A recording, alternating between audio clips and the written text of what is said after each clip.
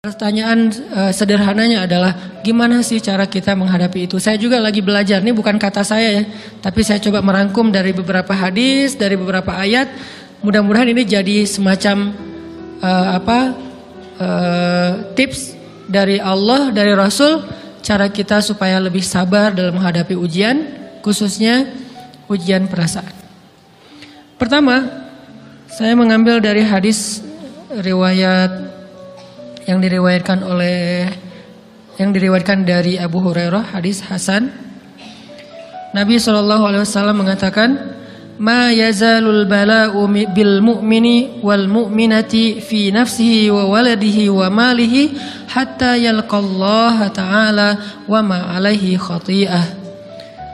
Tidaklah seseorang selesai diuji, baik dia laki-laki, orang yang beriman, atau perempuan yang beriman, baik itu ujiannya terjadi pada dirinya, atau melalui anaknya, atau melalui hartanya. Artinya ujian harta, ujian fisik, ujian perasaan, sampai dia bertemu dengan Allah dan dia tidak punya dosa. Apa maksud dari hadis ini? Ujian itu tidak akan berakhir kecuali kalau dosa kita sudah habis. Allah akan menguji kita terus untuk membersihkan diri kita dari dosa. Sehingga yang harus kita coba bangun awareness dalam diri kita kalau lagi diuji, Allah pengen membersihkan dosa saya nih. Sehingga kita ridho dengan ujian, bukan ikhlas ya. Kalau ikhlas ibadah, kalau ujian ridho, rela. Saya ridho ya Allah, walaupun ini berat. Saya ridho ya Allah, walaupun saya berharap Engkau beri jalan keluar. Saya ridho ya Allah, walaupun saya berharap ditolong oleh Allah. Tapi tetap ridho diberikan ujian itu. Sambil berdoa diberikan jalan keluar, ditolong, diberikan keajaiban. Cuman gak mau mengeluh.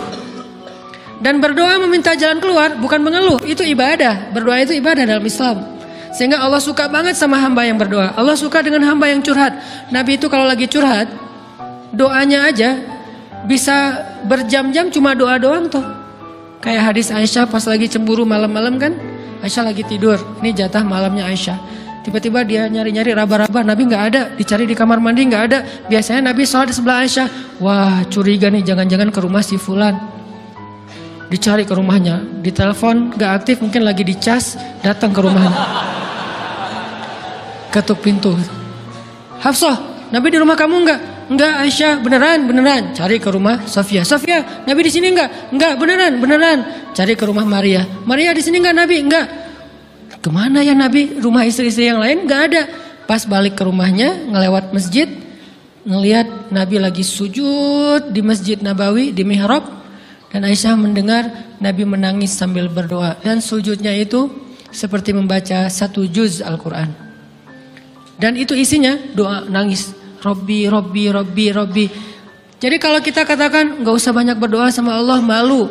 Justru Allah suka kepada hamba yang berdoa. Justru sebaliknya, kalau kita jarang berdoa atau enggan berdoa, buat Allah itu orang sombong. Allah gak suka hamba kayak gitu. Kamu gak butuh saya, sama kayak kita lagi ada masalah, punya teman yang punya kelebihan harta, terus kita kayak bingung gitu nyari kesana kemari pinjaman, dia gak dikasih tahu. Pas dia tahu dari orang lain, dia ngomong apa? Kamu gak nganggap saya ya? Emangnya saya bukan teman kamu? Kok kamu punya masalah keuangan tapi saya nggak dikasih tahu, malah saya tahunya dari orang lain? Tersinggung kan? Kalau teman kita aja tersinggung, apalagi Allah. Kamu punya masalah kok nggak ngomong ke saya, wahai hambaku? Bukan berarti Allah nggak tahu. Allah tahu, cuman Allah berhak, bukan ingin ya, berhak untuk dilibatkan. Allah berhak untuk dicurhatin.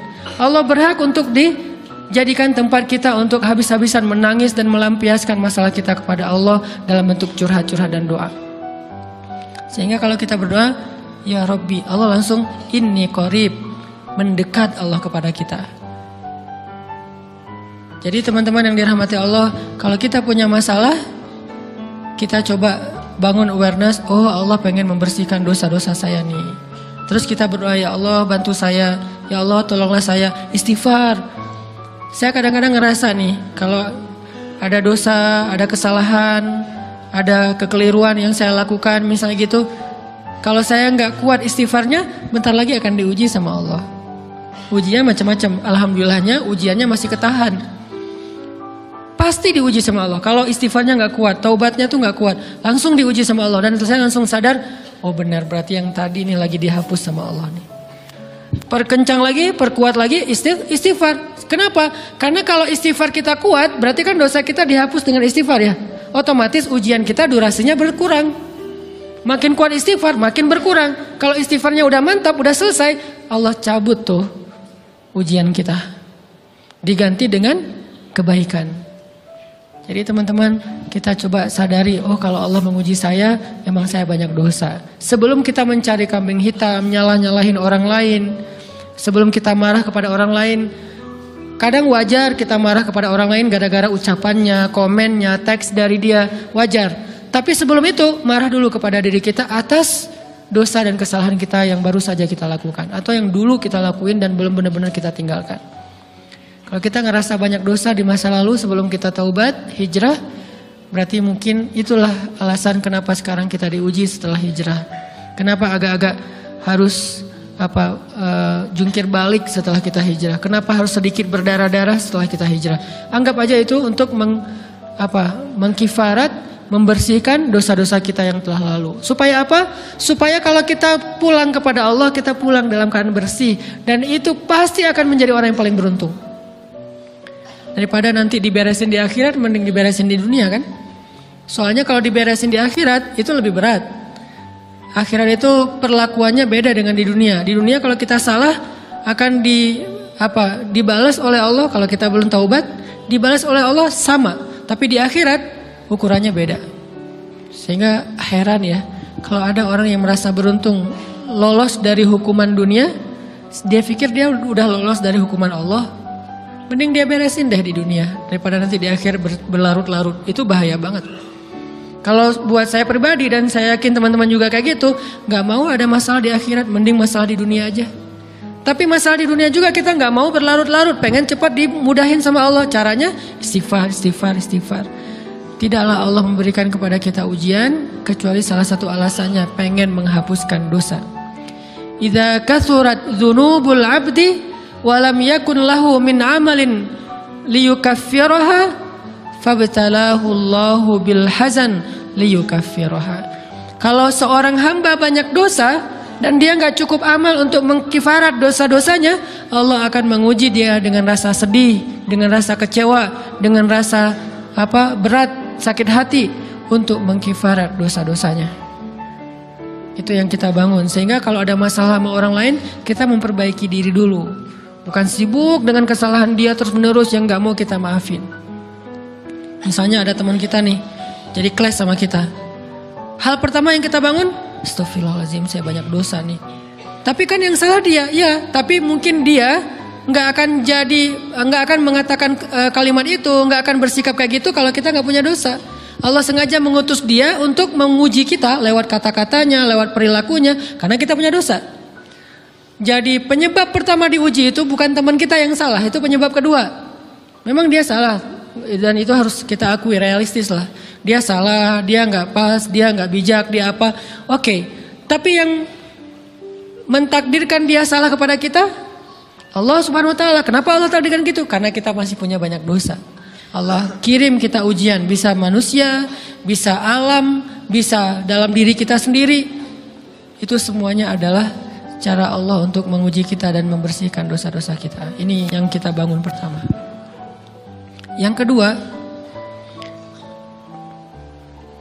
kata Nabi di dalam hadis Bukhari, "May yuridillahu bihi khairan." Yang terkenal kan yufaqihu fiddin, itu yang terkenal. Ternyata ada dua modelnya. Ada may yuridillahu bihi khairan yufaqihu fiddin. Siapa yang Allah pengen kasih dia kebaikan kebaikan, Allah akan buat dia mengerti halal dan haram. Itu berarti Allah sayang sama dia. Ini satu model hadis. Ada model yang kedua, mirip redaksinya. May yuridillahu bihi khairan yusib min. Hadis Bukhari. Siapa yang Allah pengen ngasih dia kebaikan, Allah uji. Hah? Kok gitu caranya? Ternyata kayak gitu rahasianya. May yuridillahu bihi khairan. Siapa yang Allah pengen ngasih dia kebaikan, Allah kasih dia musibah atau ujian. Kenapa bisa seperti itu, Ustaz? Fa inna ma'al usri yusra. Inna ma'al usri yusra. Seolah-olah Allah bilang di dalam ayat itu, kalau kalian mau dapat kemudahan, biasanya lewatnya kesusahan dulu. Kalau kalian pengen dapat keberuntungan, biasanya dapatnya kerugian dulu. Tapi keberuntungan dan kerugiannya pasti nggak sebanding. Keberuntungannya jauh lebih besar daripada kerugiannya. Kerugian itu kayak modal doang, DP. Jadi kalau kita mau dapat kejutan dari Allah, Allah kasih kita DP. DP-nya apa?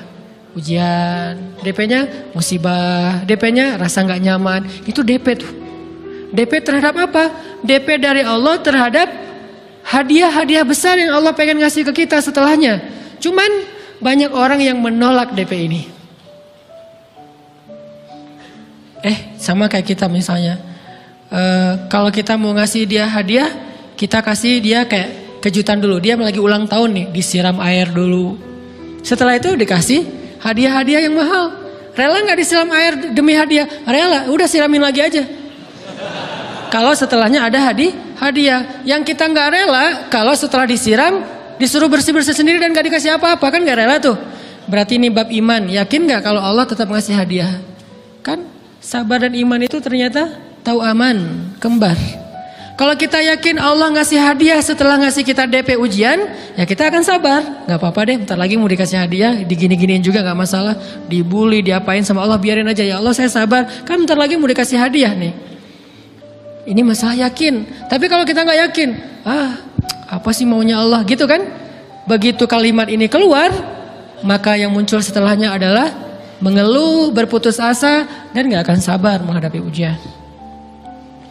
Ujian, kata Nabi, may yuridillahu bihi khairan, siapa yang Allah pengen kasih hadiah, siapa yang Allah pengen kasih kejutan, siapa yang Allah pengen kasih pertolongan, siapa yang Allah pengen kasih kebaikan, yusib min, Allah akan uji dia dulu.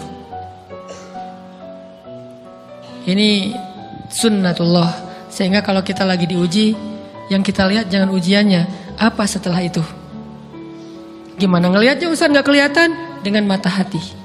Istafti qalbak, tanya kepada hatimu, kelihatan enggak? Dengan mata hati. Gimana ngelihat dengan mata hati? Dengan iman, saya percaya Allah pasti ngasih kebaikan setelah ini. Orang Allah sendiri yang ngomong, enggak ada satu huruf pun di Al-Quran yang salah. Apalagi satu ayat, apalagi dua ayat. Fa inna ma'al usri yusra, ditegesin lagi. Inna ma'al usri yusra.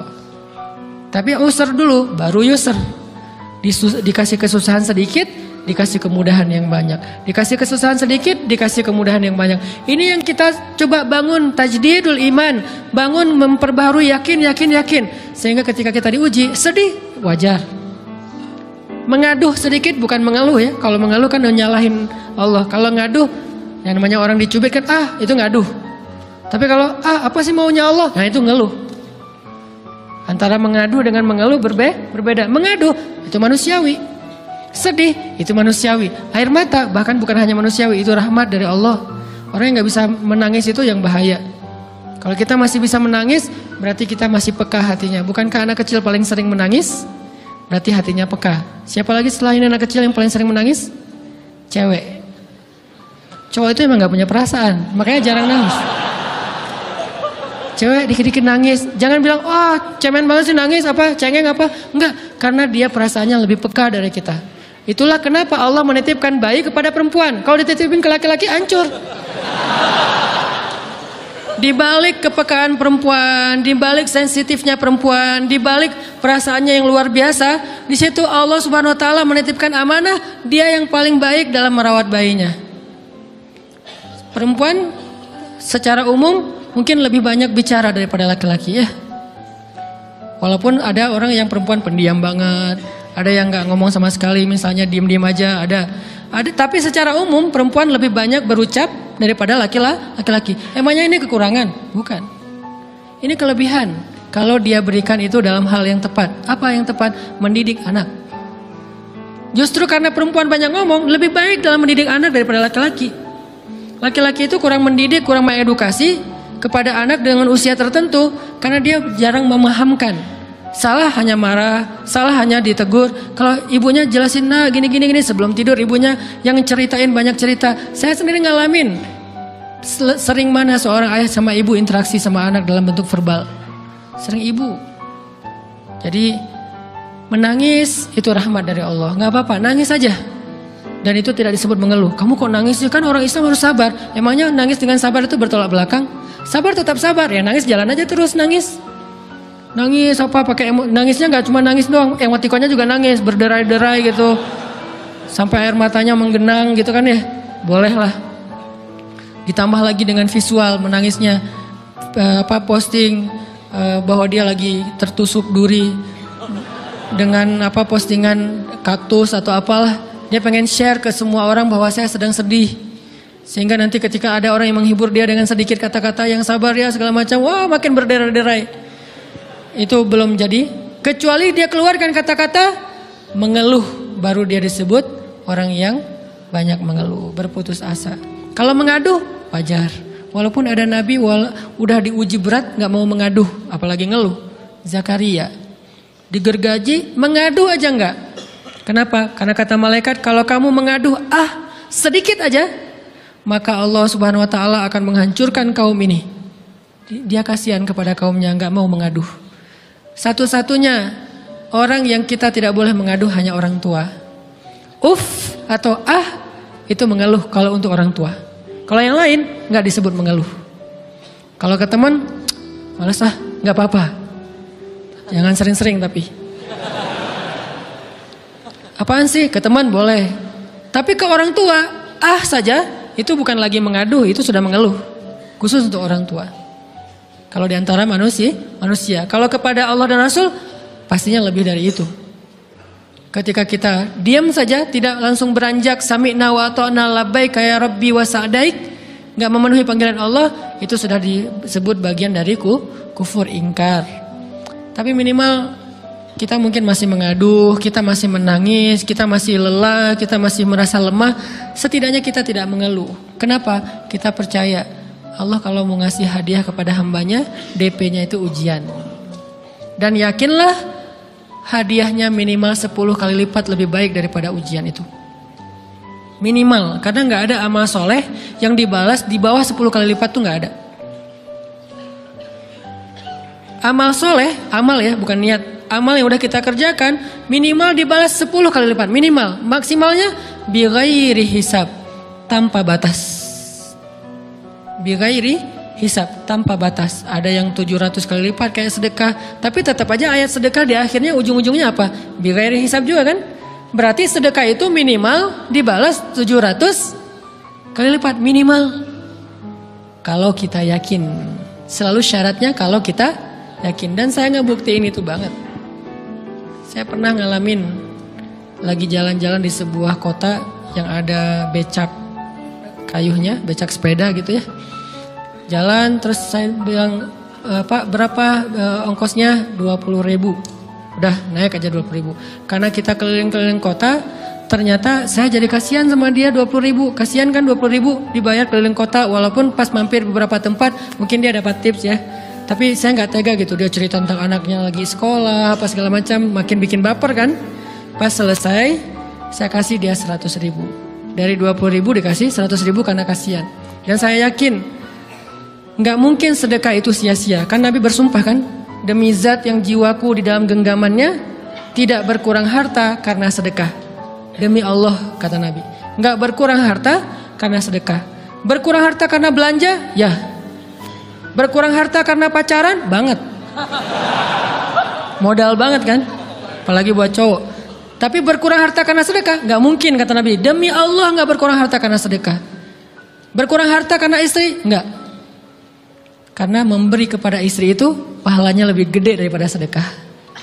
Makanya ngemodalin pacaran setelah nikah itu tumbuh berkah. Modal pacaran sebelum nikah itu apes.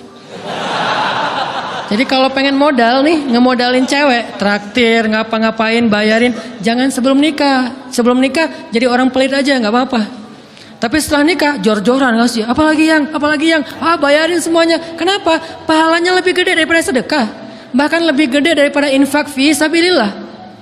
Seorang suami memberi nafkah istri, itu pahalanya terkadang lebih besar daripada kita berinfak untuk fi sabilillah, untuk korban perang. Saya heran kalau ada orang sedekahnya rajin tapi ke istrinya kikir, aneh, berarti dia nggak ngerti konsep. Padahal memberi kepada istri itu selama itu kebutuhan pokok ya, dan sedikit entertain, nggak apa-apa asal nggak berlebihan, itu luar biasa. Makanya saya kalau jalan sama istri yang yang mana? Itu yang Onit suka. Oh ya, Onit suka. Kasih aja. Kenapa? Minta ini. Kasih. Selama ada kan kenapa nggak dikasih kan ya? Nanti Allah ganti. Makin rajin kita ngebayarin istri kita, ngebelanjain istri kita, makin Allah ngasih yang kita nggak pernah duga-duga. Sampai istri kita cemburu sama kita. Kok kamu duitnya banyak banget sih? Kan gara-gara aku sering ngasih ke kamu. Ya udah sini lain lagi. Mau ditransfer berapa gitu kan ya? Saya ngasih 100.000 ke si bapak. Dan saya yakin teman-teman sedekahnya pasti lebih dari itu karena 100.000 saya sebut. Kalau 1 juta ke atas saya nggak mau nyebut, malu dong, ria ya.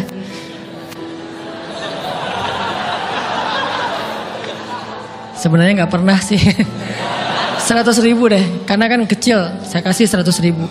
Ternyata begitu saya kasih 100.000 dia doa. Nah ini nih pentingnya sedekah ke orang yang membutuhkan tapi nggak minta-minta, dia tulus. Dia langsung doa, ya Allah Pak mudah-mudahan rezekinya lancar, berkah, bertambah dan segala macam, bahagia keluarganya. Doa-doa ini semuanya dikabulkan dalam hitungan hari. Pertama, bertambah bahagia rumah tangganya, dapat kecupan dari istri.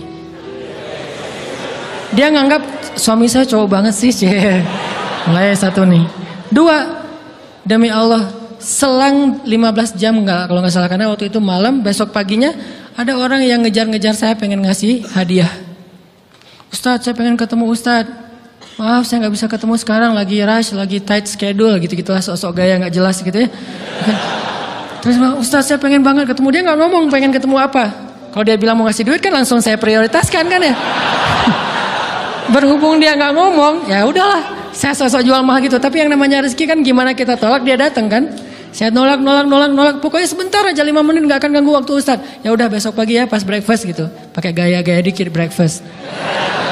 Pas breakfast, oh ya siap Ustadz. Jam berapa? Jam 8. Udah janjian jam 8. Mungkin orangnya nih dengar live streaming, Pak jazakumullah khair jaza. Makasih banyak, mudah-mudahan Allah tambahkan rezekinya.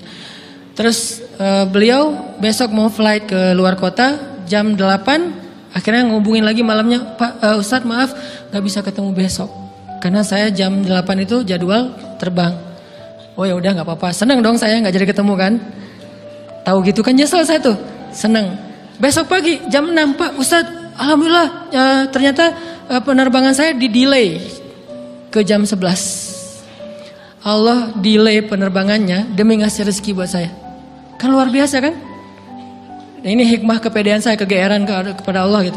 Di delay demi saya. Kan kadang-kadang GR ya di depan Allah ya. Robbi akroman kan gitu ayatnya. Allah memuliakan saya dengan istighfar tetap. Akhirnya saya bisa ketemu Ustaz. Saya nggak baca WA-nya. Terlambat baca. Baru baca jam 8. Dia udah mulai agak putus asa. Kayaknya udah gak mungkin ketemu nih. Jam 8 pas saya baca. Ternyata orangnya nggak di delay. Ya udah saya balas. Ya udah sekarang saya tunggu ya jam 9. Maaf cuma sebentar. Nggak apa-apa Ustaz 5 menit. Datang dia. Datang ngasih apa coba? Ngasih duit 200 juta. Demi Allah, cuman berselang beberapa jam, saya tolak-tolak. Tahu gitu Pak, datang malam ini aja.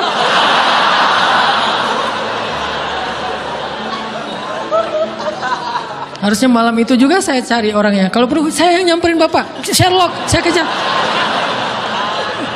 Manusia gitu banget ya.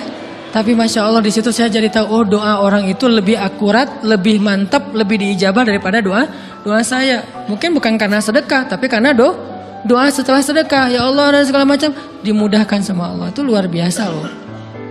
Saya nggak percaya, saya pikir main-main. Orang nih iseng kayaknya pengen ketemu doang, pengen selfie. Ternyata pas saya cek, ditransfer, di capture, Ustadz udah ditransfer. Saya, jangan-jangan nih jebakan Batman gitu ya. Nyari-nyari sana segala macam. Alhamdulillah ternyata emang niat baiknya pengen. Alhamdulillah saya terkesan, saya dapat hidayah lewat Ustaz segala macam. Sekarang saya pengen membalas jasa Ustaz walaupun kecil 200 juta. Untung saya nggak kaget dan kemudian pingsan. Pak 200 juta stroke kan ya, bahaya. Lebih mahal dari 200 juta. Ini keajaiban ya teman-teman. Jadi kita tuh, saya kan sering bilang keajaiban itu terjadi tergantung tingkat iman.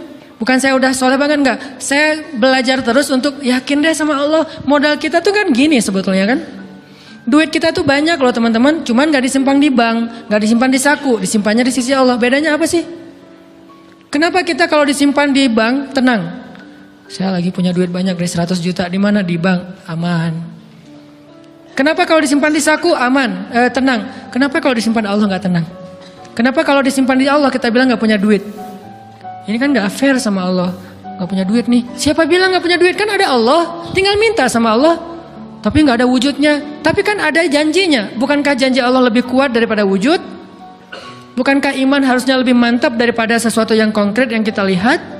Ada duitnya di sisi Allah. Kenapa nggak dikasih? Karena kita belum butuh. Kalau kita yakin duit kita itu ada di Allah, tapi dikasihnya pas kita butuh. Begitu butuh ya Allah, langsung dikasih sama Allah. Itu banget benar-benar terjadi dalam kehidupan kita. Pasti kayak gitu. Tingkat tergantung kita yakin apa enggak.